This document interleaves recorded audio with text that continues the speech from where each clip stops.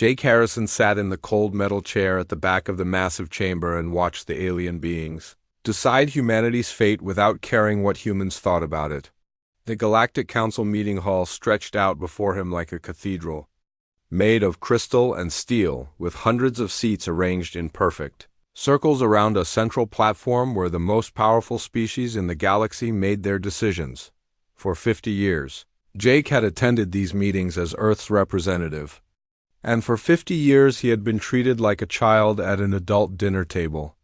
The other species barely acknowledged his presence, and when they did speak to him, it was with the kind of voice people used when talking to pets or very young children who did not understand important things. The Zephyrians floated above their seats like living clouds of light, their energy forms shifting between blue and silver as they communicated through patterns that hurt human eyes to look at directly. They were the oldest species in the galaxy and never let anyone forget it, especially not the young humans who had only discovered faster than light travel 200 years ago. To them, humanity was still crawling out of caves and learning to make fire. The Krillian Empire representatives sat in biomechanical chairs that looked like they were grown rather than built, their insect-like bodies covered in living armor that changed colors based on their emotions. Right now, most of them showed the deep purple that meant they were bored and wanted the meeting to end quickly.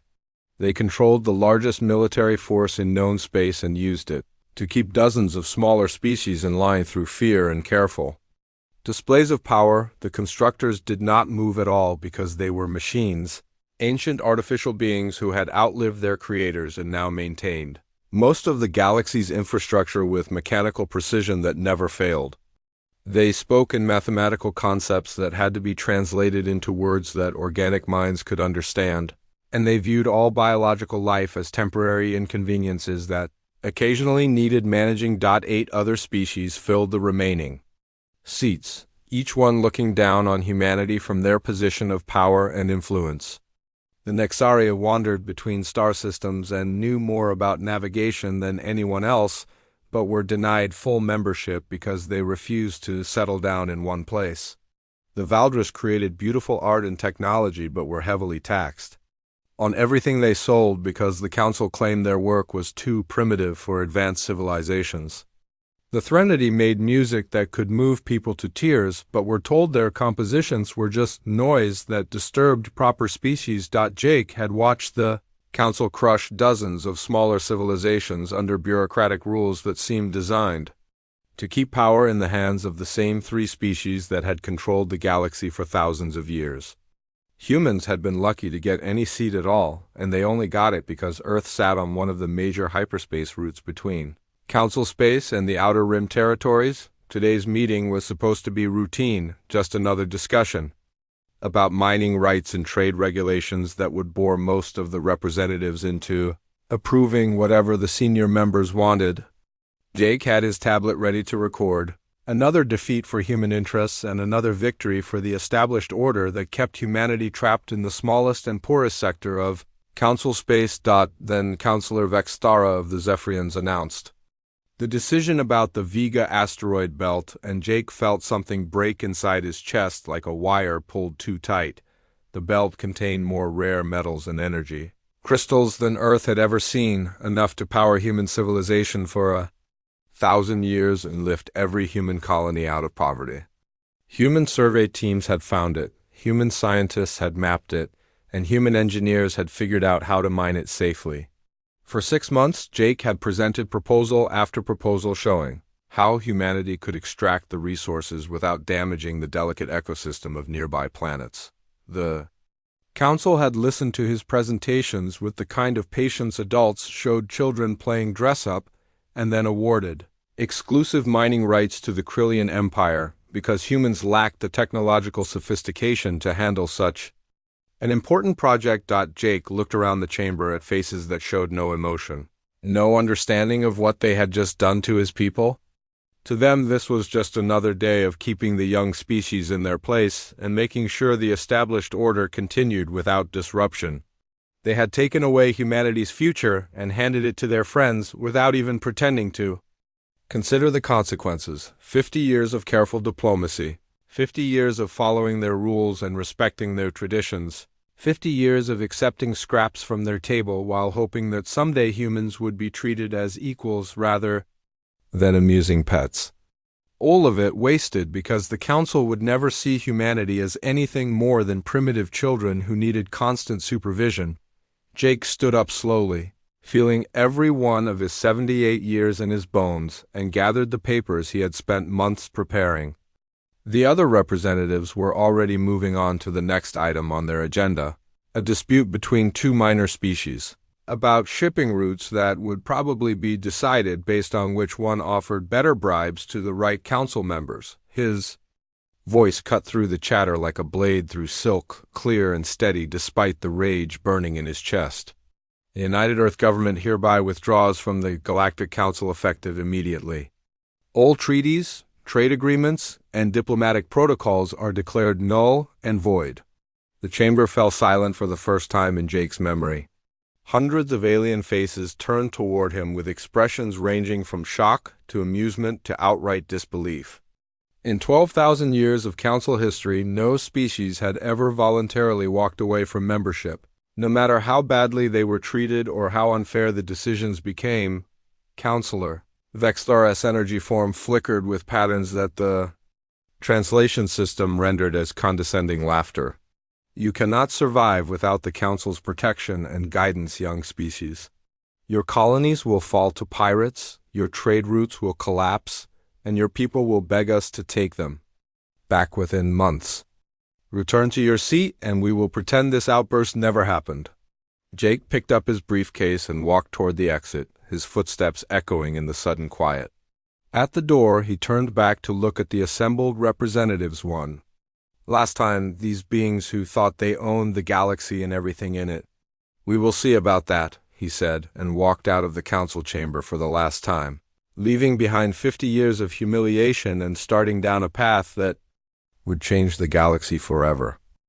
3 months passed without a single message from human space, and the council members began to shift uncomfortably in their seats during emergency meetings that accomplished nothing except spreading more worry among species that had never worried about humans before. The silence from Earth and her colonies was complete, like a door slamming shut on 50 years of communication and leaving the galaxy's most powerful beings staring at empty screens. Admiral Lisa Carter stood on the bridge of the UES Defiance and watched the sensors track an approaching Krillian trade vessel that seemed to think human. Space was still open for business as usual. The ship was massive, one of those biomechanical monsters that the insect-like species grew in their orbital shipyards, covered in living metal that rippled like skin and bristled with weapons that could crack a planet's crust if the captain felt particularly violent that day. Lisa had been expecting this moment ever since. Jake Harrison walked out of the council chamber and declared humanity's independence from a system that had kept them down for half a century. She knew the other species would test human resolve, probably starting with the Krillians, who had always been the most aggressive about enforcing council rules and collecting tribute from weaker civilizations. The communication panel lit up with an incoming transmission, and Lisa nodded to her communications officer to put it through to the main screen. The Krillian captain appeared in high definition, his compound eyes glittering with the kind of arrogance that came from commanding a ship that could destroy a small moon without breaking strain. This is Captain Zekthar of the Imperial Trade. Vessel Conquest, the alien said through the translation system that turned his clicking mandible sounds into human speech. I am exercising standard passage rights through this sector en route to the mining stations in the Centauri system.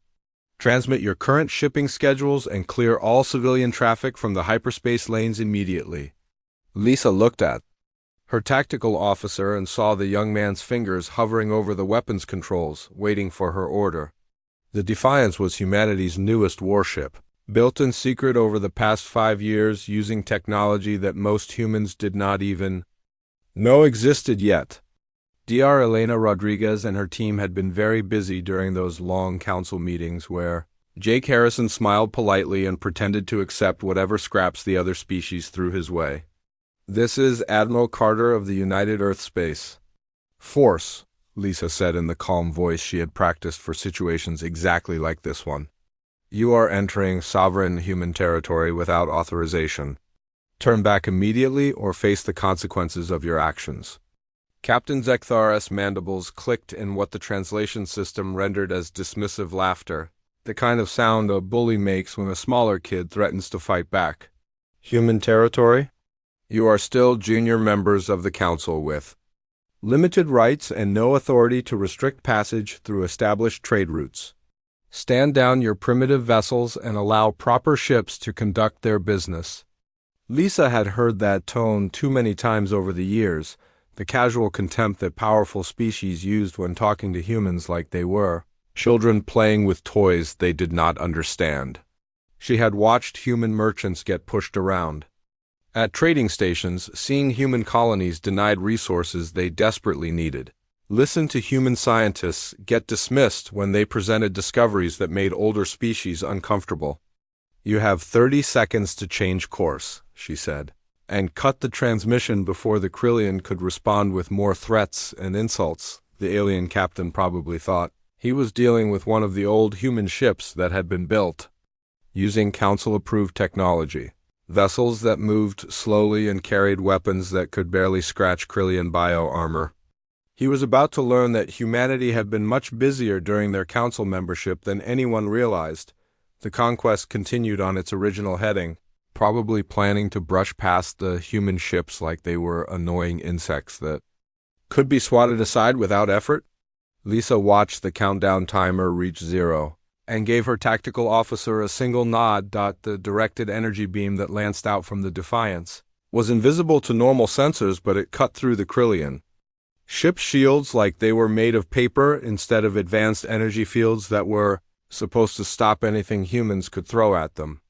The electromagnetic pulse that followed shut down every major system on the conquest, leaving the massive vessel drifting helplessly in space with its engines dead and its weapons offline. Captain Zekthar's face reappeared on the communication screen, his compound eyes wide with shock and his mandibles clicking frantically as he tried to understand what had just happened to his supposedly invincible ship. Impossible! Human weapons cannot penetrate Imperial shields. What have you done? To my vessel? I have disabled your ship using defensive systems that are well within human territorial rights, Lisa replied with the same calm tone she had used before. You will be escorted to the edge of our space where your systems will be restored and you will be free to continue your journey through non-human territory. The rescue and escort took 6 hours, during which the Krillian crew got a very good look at human ships that moved faster than anything they had seen before and carried weapons that worked on principles their best scientists could not explain. By the time the conquest limped away toward Council space, its captain was sending priority messages to his superiors about impossible, human technology that should not exist. Similar incidents began happening all across the border between human space and the rest of the galaxy. Zephyrian energy beings found their supposedly untouchable forms, being tracked by sensors that could see through their natural camouflage. Constructor ships discovered that human vessels could jam their quantum communication networks and leave them isolated from the machine collective that controlled their actions. Dr. Elena Rodriguez watched the reports flow in from her laboratory. Deep beneath the surface of Mars, where she had spent the last 15 years reverse engineering every piece of alien technology that humanity had encountered during their Council membership. Her team had studied Zephyrian energy manipulation, analyzed Krillian biomechanics, and decoded constructor quantum computing until they understood the principles better than the species that had created them. The results had exceeded even her wildest hopes. Human ships now moved through hyperspace using engines that combined the best features of every known, faster than light drive while avoiding the weaknesses that limited each individual design. Their weapons drew power from quantum generators that produced more energy than fusion reactors while taking up less space than a storage closet. Most importantly, their new communication networks operated on frequencies that older species could not detect or intercept, giving humanity a massive advantage in intelligence gathering and coordination that the Council could not counter because they did not even know it existed within 6 months. No alien vessel could enter human space without explicit permission from Earth Command, and the ancient trade routes that had connected the galaxy for thousands of years were suddenly blocked by a species that everyone had dismissed as primitive. Children just learning to walk among the stars. The galaxy began to crack like ice under pressure as species that had suffered under Council rule for centuries watched humanity's success and started asking dangerous questions about why they needed permission from ancient overlords to trade with whoever they wanted. Captain Ryan Mitchell received the first secret message from the Nexari while his exploration ship UES Pioneer was conducting mineral surveys in the asteroid belt around Proxima Centauri. Far from the watching eyes of Council surveillance networks, the Nexari had been wandering between star systems for over 2,000 years, their massive generation ships carrying entire populations from one world to another as they followed migration patterns that older species claimed were primitive and wasteful. The Council had always refused them full membership because they would not settle down on permanent worlds, where they could be easily controlled and taxed like proper civilizations. Ambassador Kella of the Nexari appeared on Ryan's communication screen with the kind of careful expression that people wore when they were about to ask for something that might get them killed. Her people looked almost human except for the silver markings that covered their skin in patterns that shifted based on their emotions, and right now those patterns showed the deep blue of hope mixed with the red streaks of fear. Captain Mitchell, she said in accented English that proved the Nexari had been studying human language and culture much more carefully than anyone realized. My people have watched your species break free from Council control, and we wish to discuss a proposal that could benefit both our civilizations. Ryan had been expecting something like this ever since Admiral Carter started sending disabled alien ships back to Council space with stories about impossible human technology. He knew that other species were watching and calculating whether humanity might be strong enough to protect them from the retaliation that would come if they dared to challenge the established order. What kind of proposal? He asked while his tactical officer ran silent scans on the Nexari ships that had appeared at the edge of sensor range, massive vessels that looked like cities floating in space with their own forests and rivers visible through transparent sections of hull. We offer our jump drive technology in exchange for protection from Council forces, Kella said with the directness that came from people who had learned not to waste time on pretty words when survival was at stake. Our drives can move ships instantly across vast distances without using hyperspace lanes that the Council monitors and controls. In return, we ask only that you defend our right to travel freely without interference from species that fear what they cannot understand. The offer was exactly what Dr. Elena Rodriguez had been hoping for when she sent exploration teams to make contact with the galaxy's outcasts and refugees. The Nexari jump drives used principles that human scientists had theorized about but never managed to build, technology that would make human ships even faster and harder to track than they already were. The meeting took place in the hollowed-out core of a large asteroid that Ryan's crew had converted into a temporary meeting space, neutral ground where both species could talk without worrying about Council spy networks or monitoring stations. Kella brought 3 advisors who looked around the human construction with obvious appreciation for the practical design that emphasized function over appearance. Your people build like we do? One of the Nexari engineers said while examining the life support systems that kept the asteroid habitable. Simple, strong, and designed to work rather than to impress visitors with unnecessary decoration. The negotiations took less than 3 hours because both species knew what they wanted and why they needed each other. The Nexari would share their jump drive technology and provide detailed maps of hidden routes through unexplored space that avoided all Council monitoring systems. In return, humanity would guarantee safe passage through human territory and military protection if Council forces tried to punish the nomadic species for making unauthorized alliances. Within weeks, similar deals were being made across the galaxy as word spread through the underground networks that connected every species that had been pushed down by Council policies. the Valdris sent representatives to human space, carrying samples of their artistic metalwork and technical designs that were far more advanced than the Council had ever admitted. The Threnody arrived in small ships that sang with harmonies produced by their modified engines, music that human ears could actually appreciate, unlike the energy-based species who claimed that biological hearing was too primitive to understand proper sound.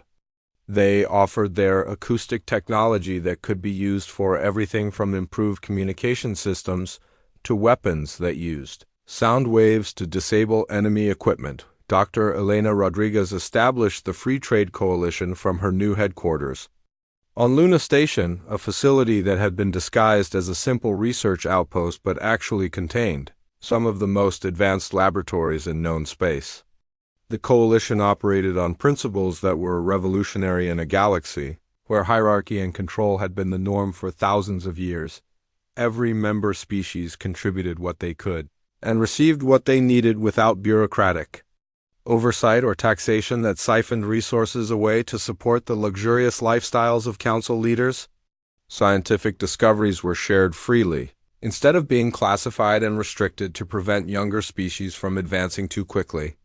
Cultural exchanges happened naturally as different peoples learned to appreciate art and music and literature that the Council had dismissed as primitive noise. The Coalition's first major project was the construction of New Geneva Station in the space between human territory and the Outer Rim worlds, where most of the galaxy's independent species had been forced to live. The station grew larger every month as new members joined and contributed their own expertise to the construction effort. Human engineers provided the basic framework using advanced materials that were stronger than anything the Council possessed. Nixari architects designed the internal layout to accommodate dozens of different environmental requirements and gravitational preferences. Valdris artists created decorative elements that were beautiful and functional at the same time, while Threnody acoustic specialists made sure that every corridor and chamber had perfect sound qualities for communication and comfort. The result was a space station unlike anything the galaxy had ever seen, a place where beings from different worlds could work together as equals instead of competing for the approval of ancient overlords who had never done anything except inherit power from their predecessors. Council ships began appearing at the edge of Coalition space, but they only watched and recorded what they saw instead of demanding tribute or threatening military action. The beings who had controlled the galaxy for so long were finally realizing that they were facing something completely new, an alliance based on cooperation instead of fear, and they had no idea how to respond to a threat they could not understand or control. Panic spread through the council chambers like poison in a water supply as economic reports showed trade revenues dropping faster than a ship falling into a black hole, and military intelligence revealed that species they had controlled for centuries were upgrading their fleets with technology that should not exist. Supreme Counselor Thaxnur of the Constructors processed the data with mechanical precision and reached a conclusion that sent error signals cascading through his ancient circuits. The machine being had lived for over 8,000 years and had watched the rise and fall of dozens of civilizations, but he had never seen anything like what was happening in the outer sectors where the Free Trade Coalition was growing stronger every day. His sensors detected energy signatures that violated known physics, communication networks that operated on impossible frequencies, and ship movements that suggested faster-than-light travel without using any of the established hyperspace routes that the Council monitored and controlled. Counselor Vextara of the Zephyrians flickered between angry red patterns and confused blue spirals as she tried to understand how primitive humans had managed to convince so many species to abandon the stability and protection that the Council had provided for thousands of years. Her energy form pulsed with the kind of frustration that came from beings who were used to having all the answers and suddenly found themselves facing questions they could not solve. The economic impact is becoming critical, reported Financial Administrator Grulvex of the Krillian Empire, his mandibles clicking nervously as he presented charts that showed declining tribute payments from client species and massive losses in trade revenue as shipping routes shifted away from Council-controlled space. 17 species have formally withdrawn from commercial agreements, and another 32 are requesting renegotiation of existing contracts. The numbers were worse than anyone had expected, and getting worse every day as news of the coalition's success spread through underground networks that the Council had never known existed. Species that had paid tribute for centuries were suddenly refusing to hand over resources to support the luxurious lifestyles of Council leaders. Mining operations that had generated wealth for thousands of years were being abandoned as workers fled to coalition space where they could keep the profits from their own labor, military commander Voshthek of the hegemony presented intelligence. Reports that made the economic crisis look like a minor inconvenience compared to the security threats that were emerging across the galaxy. His people specialized in warfare and conquest, but even they were having trouble understanding what they were facing. Long-range sensors have detected coalition vessels moving at speeds that exceed our fastest ships by significant margins, he said, while holographic displays showed fleet movements that seemed to violate every known law of physics. Their weapons systems appear to be based on principles that our scientists cannot identify, and their defensive capabilities suggest technological advancement far beyond what we believed humans were capable of achieving. The scariest part was not just that humanity had developed superior technology, but that they were sharing it freely with every species that joined their alliance. The Nexari had gone from wandering refugees to a major power almost overnight. Their generation ships now protected by shields that could deflect the most powerful Council weapons. The Valdris had transformed their trading vessels into mobile factories that produced goods of higher quality than anything Council members could manufacture. Ambassador Zermit of the Krillians had visited New Geneva Station under diplomatic immunity and returned with reports that shattered every assumption the Council had made about their former junior members. The station was larger than most Council facilities, built using materials that were stronger and lighter than anything in their databases, and operated by beings from dozens of different species working together without the kind of rigid hierarchy that the Council required to function. They do not need us anymore, Zermit had reported to the emergency session that followed his return. Worse than that, they are showing everyone else that they do not need us either. The Coalition offers everything the Council provides, but without the restrictions, taxation, and bureaucratic oversight that we have always used to maintain control. Supreme Counselor Thaxnor ran probability calculations on thousands of different scenarios and found that every projection showed the same result. The Council was becoming irrelevant, replaced by an alliance that offered freedom instead of control and cooperation instead of domination. His mechanical mind processed the data without emotion, but even machines could recognize when they were facing extinction. Economic sanctions against human space had failed completely when the Coalition proved capable of supplying everything humanity needed through trade networks that bypassed all Council-controlled systems. Military threats had backfired when long-range sensors detected human warships that moved like ghosts through space and carried weapons that could penetrate any known defensive system. The Council's final option was diplomacy, but none of them had any experience with negotiations between equals because they had always held all the power in previous discussions. They selected Ambassador Krelvox of the Ethereal Collective, their most skilled negotiator, and sent him to New Geneva Station with an offer that would have seemed impossible. Just 2 years earlier, the meeting took place in a conference room that deliberately mixed architectural styles from a dozen different species, showing the kind of cultural cooperation that the Council had always discouraged because it threatened their policy of keeping client species isolated from each other. Jake Harrison sat across from Krelvox with the calm expression of someone who held all the winning cards and knew it. "We acknowledge that we may have underestimated humanity's potential," Krelvox said with the careful words of a diplomat who was trying not to admit how badly his side had miscalculated. "The Council is prepared to offer your species full membership, with senior status, complete voting rights, and preferential trade agreements that would make you one of our most valued partners." The offer was everything that Jake Harrison had dreamed of during 50 years of sitting in the back of Council meetings and being treated like a child. who was lucky to be allowed in the room with the adults. Full membership would give humanity access to the galaxy's most advanced technology, the best trade routes, and the kind of respect that came from being recognized as equals by the oldest and most powerful civilizations in known space. Jake listened politely to the complete proposal, which included territorial concessions that would expand human space by a factor of 10 and military cooperation agreements that would make Earth one of the galaxy's major powers almost overnight.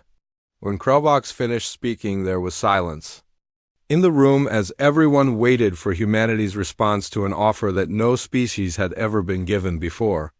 "That is very generous," Jake said with the same calm tone he had used when walking out of the council chamber 2 years earlier. "However, we are no longer interested in joining your organization. We have built something much better than what you are offering." 2 years after humanity's dramatic withdrawal from the Galactic Council, the galaxy had transformed beyond recognition as the Free Trade Coalition grew into a force that made the ancient ruling body look like a relic from a darker age when fear and control were considered the only ways to maintain order among different species. Commander Alex Stone stood on the observation deck of the UES Horizon and watched the largest multi-species exploration fleet in galactic history prepare for their journey into unexplored space beyond the rim where no council ship had ever dared to venture. The fleet contained vessels from over 40 different species, each one contributing their unique strengths to an expedition that would have been impossible under the old system, where the council restricted exploration rights to senior members and kept younger civilizations trapped in small sectors where they could be easily monitored. Nexari navigation ships led the formation with their advanced jump drives that could move the entire fleet instantly across vast distances without using the hyperspace lanes that Council forces still patrolled. Valdris engineering vessels carried construction equipment that could build entire space stations in weeks rather than the years that Council projects required, because every decision had to be approved by committees that spent more time arguing about jurisdiction than actually accomplishing anything useful. Threnody communication ships provided coordination between the different species using acoustic networks that were impossible for Council forces to intercept or jam. The human ships formed the backbone of the fleet with their advanced weapons and defensive systems that Dr. Elena Rodriguez had perfected during years of secret research, while Jake Harrison smiled politely at Council meetings and pretended that humanity was satisfied with their junior status. The technology had evolved far beyond anything the galaxy's oldest species possessed, combining the best features of every known system while avoiding the weaknesses that made traditional designs vulnerable to attack. Alex had grown up hearing stories about the bad old days when humans had to ask permission from alien overlords before they could explore new star systems or establish colonies beyond their assigned territory. Her generation had inherited a galaxy where cooperation replaced domination, and where any species could reach for the stars without worrying about whether some ancient council of self-appointed rulers would approve of their ambitions. Dr. Elena Rodriguez published her final research report from her laboratory on New Geneva Station, a document that explained how humanity had managed to reverse engineer and improve upon every piece of alien technology they had encountered during their 50 years of council membership. The process had been slow and careful, hidden beneath routine scientific exchanges and diplomatic visits that nobody had bothered to monitor, because humans were considered too primitive to pose any kind of threat. The Council's greatest mistake was believing that wisdom came from age and that authority came from power, Elena wrote in her conclusion that would be studied by historians for centuries. They forgot that the universe belongs to those who are brave enough to explore it together, not to those who claim the right to rule it alone. The transformation had not been limited to technology and politics, but had spread into every aspect of galactic civilization, as species that had been isolated from each other for thousands of years began sharing their cultures and ideas freely. Human music combined with Threnody harmonies to create new art forms that moved people to tears. Valdris craftsmanship merged with human engineering to produce tools and buildings that were both beautiful and functional in ways that neither species could have achieved alone. The coalition's success had attracted even some former council members who realized that cooperation offered more benefits than the rigid hierarchy they had supported for so long. The younger generation of Krillians rejected their empire's military traditions and sought partnerships with species their parents had conquered. Progressive Zephyrians broke away from the Energy Collective and joined research projects that welcomed new ideas instead of defending ancient dogma. Jake Harrison gave his final speech as Secretary General of the Free Trade Coalition from the same conference room where he had rejected the Council's desperate offer of senior membership. Looking out through transparent walls at the bustling activity of beings from dozens of worlds, working together as equals rather than rulers and subjects.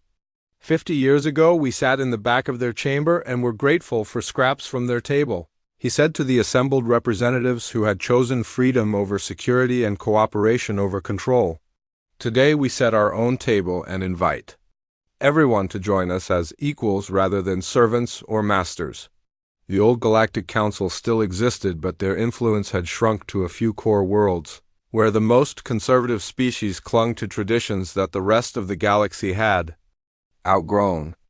They continued to hold meetings in their crystal chamber, but the decisions they made affected fewer systems every year as species chose to join the coalition or form their own independent alliances based on mutual benefit rather than submission. To ancient authority, the exploration fleet received final clearance from New Geneva Control and began the jump sequence that would carry them beyond the edge of mapped space, where new worlds and new civilizations waited to be discovered by beings who came in peace rather than conquest. The technology that powered their ships had been shared freely among all coalition members because humanity had learned that knowledge became more powerful when it was used to lift everyone up rather than to keep some people down. As the fleet disappeared into hyperspace heading for unknown regions where no council ship had ever traveled, the message was clear to anyone who cared to listen. The age of the council was ending like winter giving way to spring, and the age of free species working together as equals had begun with possibilities as limitless as the stars themselves. The galaxy belonged to those who were brave enough to reach for it together, and humanity had shown everyone else that the future was bigger than any council or empire that tried to contain it. The old order had panicked when humans cut all ties because they finally realized that their ambassadors had been overruled not by force or politics, but by the simple truth that freedom and cooperation would always triumph over hierarchy and control when given the chance to prove themselves among the endless possibilities of space.